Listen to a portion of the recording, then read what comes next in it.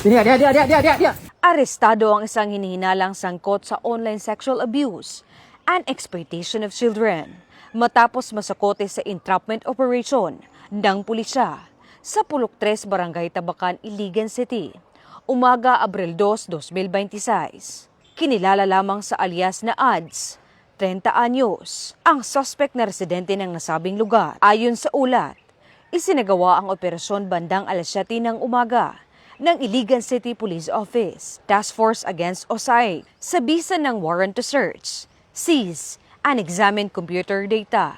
Nagresulta ito sa pagkaaresto ng suspect at pagkasagip na isang 16 anyos na babaeng biktima.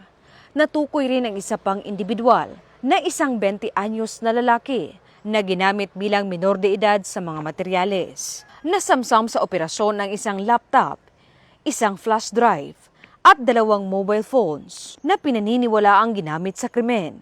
Sa isinagawang pagsusuri, natuklasan ang mga larawan at video na may kaugnayan sa child sexual abuse at exploitation. Nahaharap ang suspect sa kasong paglabag sa Republic Act 11930 at itinurn over ang nasagip na minor de edad sa City Social Welfare and Development para sa kaukulang pangangalaga.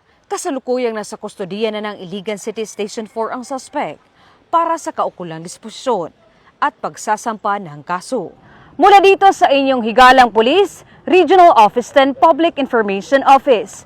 Ako ang inyong PNN correspondent, Patrol Woman Jane Rose Bohol, alagad ng batas, tagataguyod ng Balitang Pulis.